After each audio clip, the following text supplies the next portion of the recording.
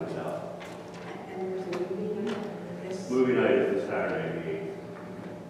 And are both of those, I mean, once you get the reschedule of the concert approved, can you let Bonnie or Kevin know so they can put on the event calendar? Oh, yeah, absolutely. We'll put the signs together and get them out. Thank you.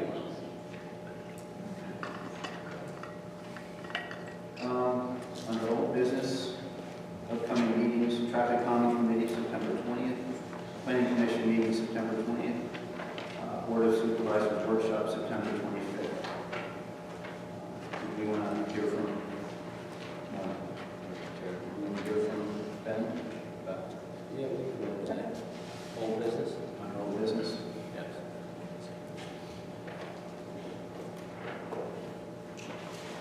Well, good evening, everyone. My name is Ben Goldthorpe. I'm here from Select Properties this evening to discuss the Melbourne Hill project. Along with me tonight is Tim Woodrow with Woodrow Associates, Mike Sabia, and Paul from Site Specifics. They represent E1, a grinder pump manufacturer. To give you a brief background and history of the project, as Mr. Keenan had suggested, the project was approved preliminarily 10 years ago. We had been working with the Township a couple of years ago to perhaps build a sewer interceptor at pump station to a greater version of the project. And ultimately, all that was centered around the conversation of how we provide sanitary sewer service to our project here. Through the conversations, we understood that we had to come up with a solution. And so we first looked at the possibility of putting a pump station on several neighboring properties, and then a simple force main from gravel pipe down to an existing manhole at the intersection of Little and gravel pipe. Unfortunately, we've not been successful obtaining an easement to build a pump station on our property. So then we looked at what the solutions would be on our property. And so we looked at, do we build a pump station on our property to service sanitary sewer, or do we look at grinder pumps? And so I guess at this point, I'd like to turn it over to the folks at Site Specific. They can discuss the specifics of what a grinder pump is and why it might be a good solution for the project. Sorry, can we assume that you cannot do on-lot sewage at all? That is correct. Because of the size of the lots, on-lot sewage wouldn't be possible. Thank you for having me. I'm here with Mike Sabia. I'm Paul Phillips with Site Specific Design. We represent Environment One. Their product is they were the innovators of low pressure sewer system. The concept of using a network of pumps together to move the sewage, to an end point. So this is a technology that was pioneered in the late 60s. We refined somewhat over time. We're on our third generation of the pump. They're all backwards, forwards compatible, but it basically is a original design by GE, feeling compliance, maintenance free, runs it mainly empty, every 8 to 10 gallons, the pump turns on, grinds it up, passes it through small diameter pipe, following the contours of the land, and gets to an end point. So the motives that they did when they came up with this low pressure sewer technology back in the system weren't as grand as what we have uses for today. Before, it's a means of conveyance to deal with hilly, rocky soils. Now we've seen that the cost to install a low-pressure sewer system up front is significantly less because we just go below the frost line and follow down. Some of the other advantages that we're seeing is that inflow, groundwater I&I, inflow and infiltration has been eliminated because it's a pressurized system where you're not treating any sewage other than the sewage that comes from the homes.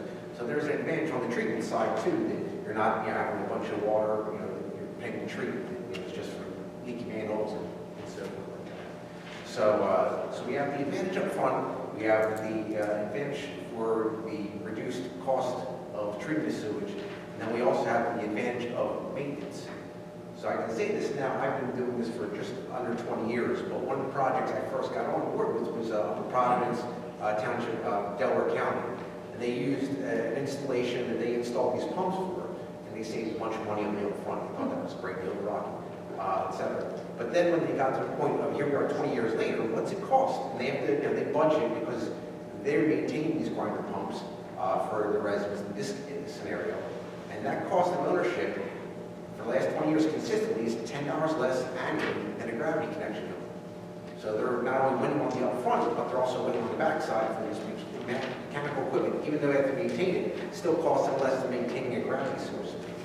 Despite gravity going downhill, everyone thinks it's free. There's a lot of costs involved with that as well. So the low pressure sewer solution here on this project is very viable. It offers advantages. You can size the pipe for future growth, or you can reduce the size of the pipe so they're only allowed for this development. So it's really flexible and you can adapt to whatever your needs or desires. So that's some preliminary concept. The product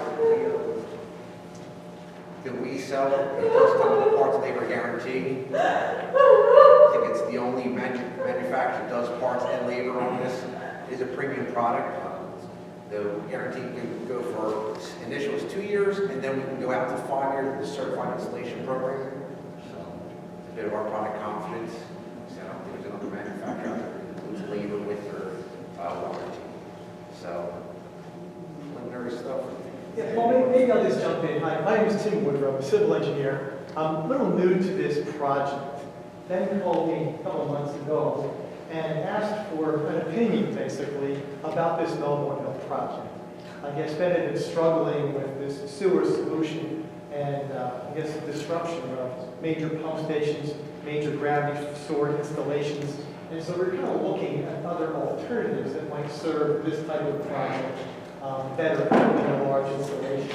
And this low pressure sewer system has been one that's been gaining favor in the area. A number of people are using it. I think Limerick has been using it, Paul. I know Lake Harmony and the Poconos has been using these low pressure systems in a larger environment as a solution where a major installation might be too disruptive. So I called Carol a couple months back and I said, hey, Carol, what do you think about low pressure sewer systems? And Carol says, I don't like it. I don't think the Board of Supervisors likes it. But if you guys want to show up and discuss the technology advances, the difference between, maybe a base model low pressure system that might be comparable to, an old Chevy Corvair back in the day, as opposed to maybe this Environment 1 system that we're talking about tonight that is probably an industry Cadillac as opposed to, the kind of the base model. And so I guess we're here tonight to maybe try and answer any questions that you folks may have about low pressure systems. Certainly site-specific design that I have worked with for years.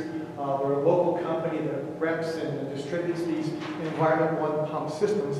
And we're hoping that maybe tonight we can learn a little bit more about how they go in, how they're maintained, and some of the opportunities that the low pressure systems may provide. So I have a question. So you said it's low maintenance, it's low cost. Who is going to pay for it and who's going to maintain it? Well, there is not one answer to that, but I can help answer that.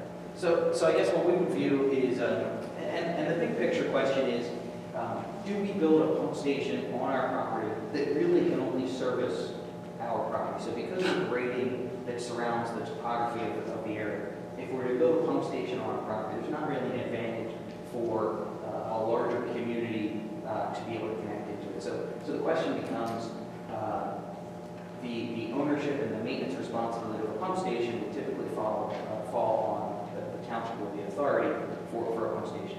In this case, what we're suggesting is grinder pumps in a low pressure system that the either homeowner or homeowners association could maintain the individual grinder pumps that would be on each person's lot. And then there'd be what would be considered a force main or a smaller diameter pipe that is the main that would run throughout the community and then connect into the gravity sewer. That main or force main would be owned and maintained by the authority. So the maintenance he's talking about is perhaps once a year someone would have to blow out that line, and because it is a closed system, you have less opportunity in the future for I&I like you would with the gravity sewer solution. So in terms of maintenance, the reason he's suggesting would be less is because there wouldn't be a pump station to have to fuel electricity and have ongoing maintenance. That all of that would just be an individual pump on each person's line that either the homeowner or homeowners association can maintain.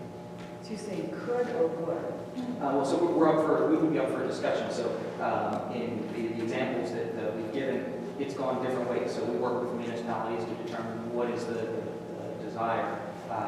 So typically it starts with the conversations. The homeowner, the individual homeowner would own and maintain their grinder pump. In some instances, people or boards have felt in other municipalities that I've worked with that they really don't want that responsibility on the individual homeowner. The individual homeowner might not have the knowledge or expertise to know who to call if it breaks or what have you. And so rather than the township or authority maintain that individual pump, the homeowners association for the entire community would take that responsibility. And the homeowners would know, hey, if my pump breaks, I call my management company for my homeowners association, and they have somebody that they work with routinely that perhaps stores one or two of these pumps at their shop. If one breaks, they're able to come out and replace it or fix it relatively quickly.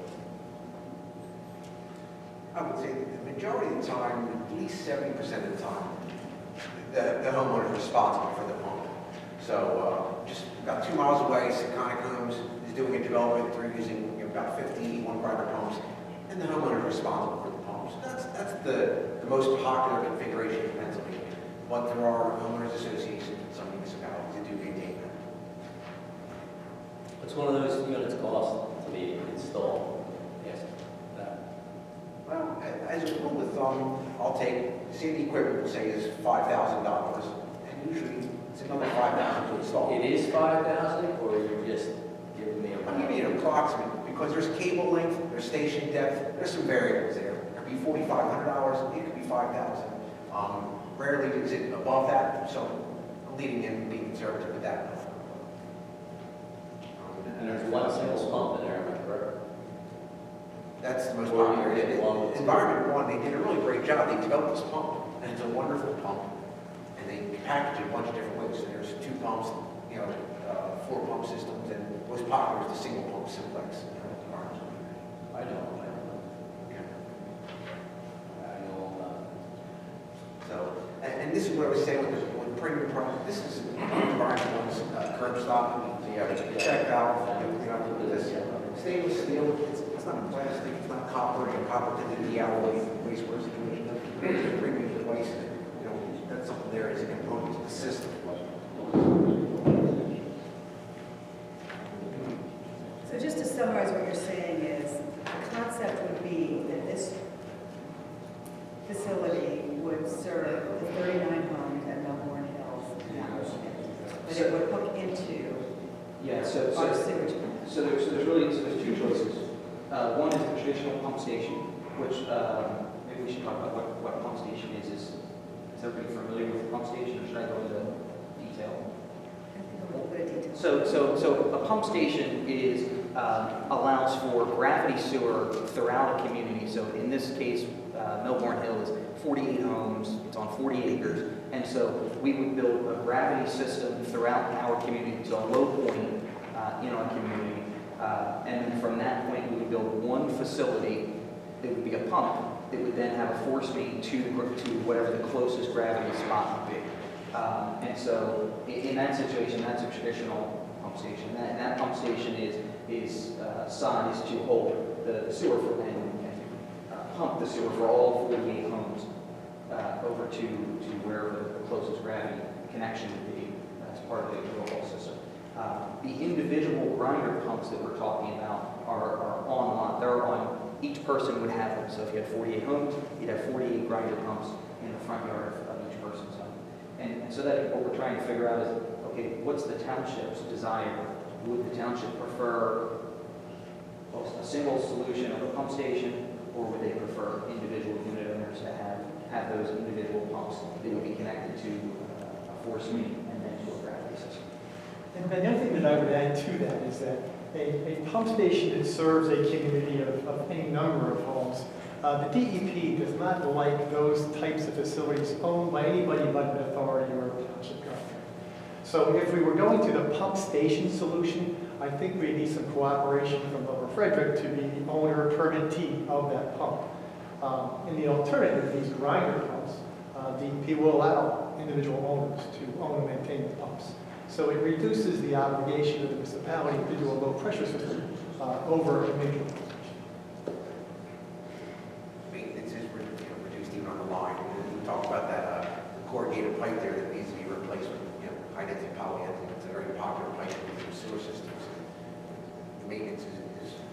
extremely low. I'm one of the fellows that does go up and service the pumps in Lake Harmony, and maintenance on those lines because they're sized accordingly, so you have scouting velocity. And we're, in the 15 years or so Lake Harmony can go, I think we've done maintenance one time.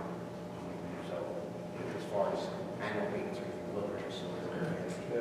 Dan? Yeah, Dan Morgan, Patch Road. You still have to get, whether you grind the sewage or send it whole, you still have to get it to the sewage system, right? So how does that occur once it leaves your, I mean, so just because you ground it up doesn't mean that it's been processed. So I'm going to use this board here just to give you an example. This is the approved subdivision from a decade ago. This is our access out onto gravel pipe. This is the John Deere Little dealership. There's an existing manhole out in front of the Little dealership that is a gravity line from that point down towards the Wawa, the circle of 73 and 29. And so that would be the gravity solution, that once we hit that point, it would then flow gravity, I believe, does it go to another pump station? It's the Delphi pump station. And then eventually would make it to its way to the treatment plant. Phil Smith, 205 Gerloff Road. Perhaps for the sake of the audience as well as the board, could you just explain to us what is approved on the preliminary approval for the sewaging of that development? And how does that contrast against what you're proposing here? Yeah, so there is a hump in the road, if everyone can see, somewhere right around here. And so in order for us to provide gravity sewer from this point all the way down through here, our sewer run gets very deep, close to 25 feet deep. And so digging up gravel pipe for some distance, a couple hundred feet, 25 feet down in the road, becomes very challenging to do from a practical perspective.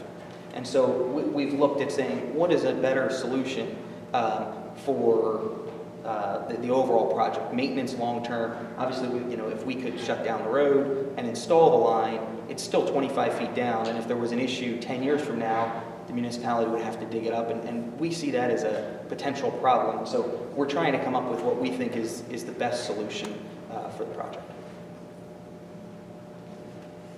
I think that the supervisors will have to study the proposals that you've made, and we'll also have to ask you for a small escrow to enable us to hire some people to study it for us, if that's all right. Thank you. Chuck, one clarity, Chuck Geiser, North Frankfurt Road. My recollection, though, if we did dig through the hump, though, there still may be some properties that would require grinder pumps. Is that where I remember leaving off when I looked at these plans discussing it a while back? Yeah, so the approval resolution from a decade ago does allow for a handful of grinder pumps in that solution. I'm familiar with the conditional use and what you guys had agreed to do for this township. Sure. So, and I remember reading that. One question from the engineer, and I don't know, maybe I'm premature in asking this, it's somewhere between Ben and Tim. In this circumstance, do you envision the low-pressure system being owned and maintained by the HOA, since they're owning and maintaining the road? Or do you envision the low-pressure lines being owned and maintained by the township? Good question. And I think at that point, Carol, if the concept of low pressure is kind of embraced by the town, I think we need to have some conversations with the DEP as to what they would require in that instance. Oftentimes, the common facilities, they want owned by government as opposed to an HOA. But there are private communities that do own systems. So I think we need to have that conversation. I know the DEP policies mature and evolve over time. And I'm sure the answer from yesterday is going to be the same answer as we get tomorrow. So I think the first hurdle to jump is whether this system is worth pursuing. And if it's worth pursuing, then I think we can have a better conversation with the regulatory agencies as to what path we need to follow and kind of take one step at a time toward the final solution. It's a very creative and interesting solution that you developed. Larry Cohen, Mine Hill Road. You have two maps there, one on each side. What is the one on the back side? Well, this was I wasn't really prepared to talk about it, but I will because you brought it up. Well, so. you brought the map, so. It was there, yeah. So, as we were looking at sanitary sewer, this is the project as it was approved. And one of the other things I had asked him was, in today's environment of people that are buying houses are looking for less land to own. They'd like their house to be on a smaller footprint of a lot. And municipalities looking for more open space. I asked Tim to look at an alternative design for the community that would do just that, is provide more open space, same number of homes, but more open space and smaller lots, which then is less impervious coverage, less improvements to maintain. And so this is just an example. I'll just be very frank. This does not conform to the zoning that's allowed for the parcel. But it was just something that we thought might make sense for the community. Every place we go and different municipalities we talk to, they're looking for more open space. And so we thought, hey, there's a potential that this might be something that the town would be open to at least discussing whether this is a viable solution for the property.